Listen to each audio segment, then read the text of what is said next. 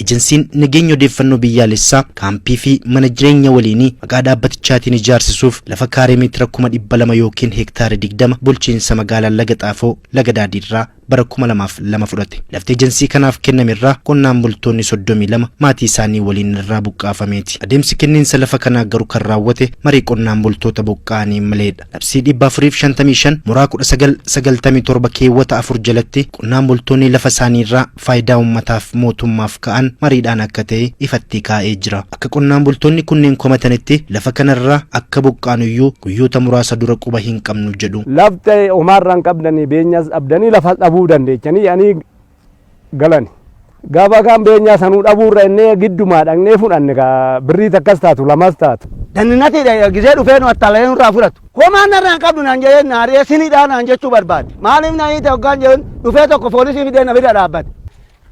Uummanni lafa kiyya narraa fudhate uummata biraa dhufeetti taqqama qabeenya abbaa kiyya baddaati irratti. Daa'ima kana ittiin dhagnaa jennaani bakka feetaniinis dhaqattanii nu lafti kan mangistiitii nuun jedhan. Beenya isinii kenninu tanaa dhabdan eegga muggutii kaaftanii nuun jedhan. Lafti qonnaan bultoonni kunneen irraa buqqaan bara 2002 irraa eegalee hanga ammaatti tajaajila tokko malee dalleeffamee taa'aa jira. Lafti milkaa'ina hojii ejensii nageenya odeeffannoo biyyaalessaatiif kenname garuu adeemsa keessa bifa isaa jijjiirratee gara waldaa hojjettoota dhuunfaatti akka naanna'u ejensichi gaafate.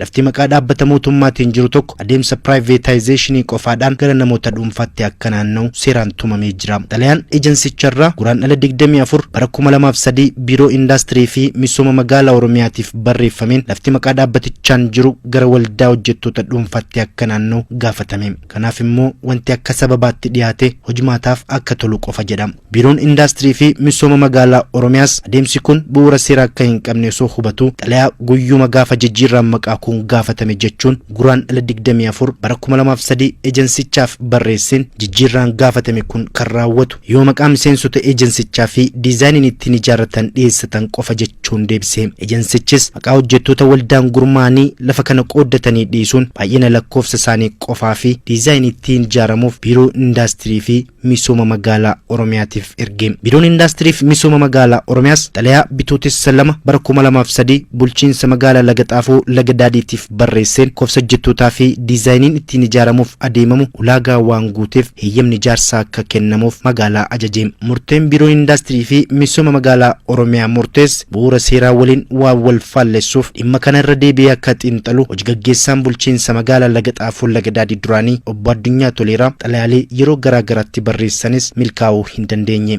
Nu gurmeessuu qabdan hin gurmeessuun jedhe.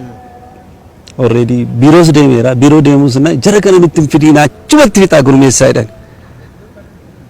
Wayii jara kana nutti hin fidiinaa achumatti gurmeessaa kennineerraa waan barbaadarra oolchuu danda'uudhaan. Kun osoo kanaan jiru manni maree bulchiinsa mootummaa naannoo Oromiyaa lafti dabalataa kaaree meetirri 70 bulchiinsa magaalaa Laga Xaafoo Laga Daadiirraa ejensichaaf akka kennamu murteesse. Walumaa galatti lafti bulchiinsa magaalaa Laga Xaafoo Laga Daadiitii ejensii nageenya odeeffannoo biyyaalessaatiif kenname lafa kaaree meetira 270 yookaan hektaara 27 dha. Lafti kanaan dura kaaree meetirri 200 ejensii kanaaf kenname maqaa dhaabbaticharraa gara waldaa hojjettoota gurmaa'aniitti akka jijjiiramuuf xalayaan yeroo garaa garaa ejensicharraa gara bulchiinsa magaalaa Laga Xaafoo Laga Daadiitti barreeffamanis bulchiinsi magaalichaa dhimmichi bu'uura seeraa waliin waan wal dhiituuf jijjiirraa kan xumuruuf hin heeyyamamne. Adeemsa kana keessatti garuu hojjettoonni ejensichaa tokko tokko aangoo seeraan kennameef fayyadamuun ogeessotaa fi hooggantoota magaalichaa doorsisuu fi humnaan fayyadamuun gurmaa'insi hojjettootaa bu'uura seeraa hin qabne dirqiidhaan raawwatamu hojii gaggeessaan bulchiinsa magaalaa yeroo sanii obbo Addunyaa Toleeraa ni yaadatu.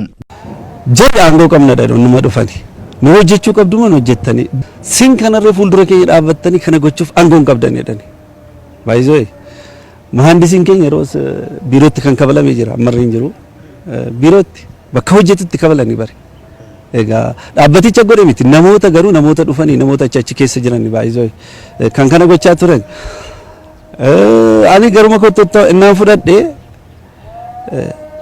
bakka barbaanne si geessifna garuu dirqama nu gurmeessuu qabdi na jedhanii bakka hojii kootii na fudhatanii Finfinneerra na oolchanii na galchaniiru. Gareen gaazexeessitoota dhaabbata raadiyoo fi televezyiinii Oromiyaas sakatta'insa galmee fi ragaalee adeemsa kenniinsa lafa kanaa irratti gaggeesseen dhimmoonni lama bu'uura seeraa akka hin qabne mirkaneeffatee jira. Tokkoffaan lafti dhaabbata mootummaaf kenname gara waldaa hojjettoota dhuunfaatti naanna'uu akka hin dandeenye, lammaffaan haalli gurmaa'insa hojjettootaa iftoomina kan hin qabnee fi qaama aangoo gurmeessuu hin qabneen raawwatamuusaa taajjabnee jirra. Adeemsa kenniinsa lafa kanaa irratti yaada hooggantoota ejensii nageenya odeeffannoo biyyaalessaa keessummeessuuf yaaliin goone nuuf hin milkoofne. Kantiibaan bulchiinsa magaalaa Lagatafoo Laga adde caaltuu isaanii akka dhugumanitti adeemsi kenniinsa lafa kanaa seerarraa kan dhabe qonnaan bultoonni humnaan kaafamurraa eegalaa jedhu. Namootni dhuunfaan chaappaa waajjirichaa fayyadamuun maqaa ejensicharraa gara maqaa dhuunfaatti naannessuuf yaaluun isaanii immoo dogoggora lammataa ta'uu himu. Namoota dhuunfaa achi keessa hojjetaniin maqaa adda addaatiin namoota doorsisuun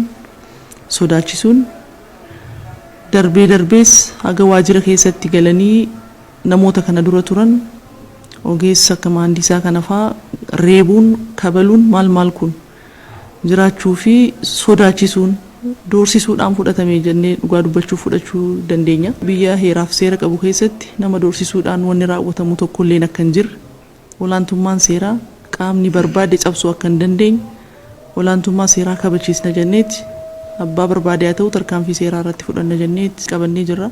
Manni maree bulchiinsa magaalichaas adeemsa kenniinsa lafa kana dogoggora qabaachuu qofa osoo hin taane waggoota 7 oliif tajaajila tokko malee taa'uu isaa waan hubateef harkaa fuudhamee gara baankii lafaatti akka deebi'u murteessuun murtee naannoo eegaa jiraachuu addee caaltuun dubbatanii jiru. Hojii gaggeessaan ejensii misoomaaf maaneejmentii lafa magaalaa Oromiyaa obbo Mitukuu Dheeressaa lafti hektaarri 20 ejensii nageenya odeeffannoo biyyaalessaaf kenname dhaabbata mootummaatiif malee namoota dhuunfaatiif miti jedhan. Adeemsa keessa garuu jijjiirraan maqaa namoota dhuunfaatti akka naannoof dhaabbaticharraa gaafatame dogoggora ta'uus himanii. Namoota dhuunfaa achi jiranitti nu jijjiiraa jechuun xinnoosee inni rakkina qaba.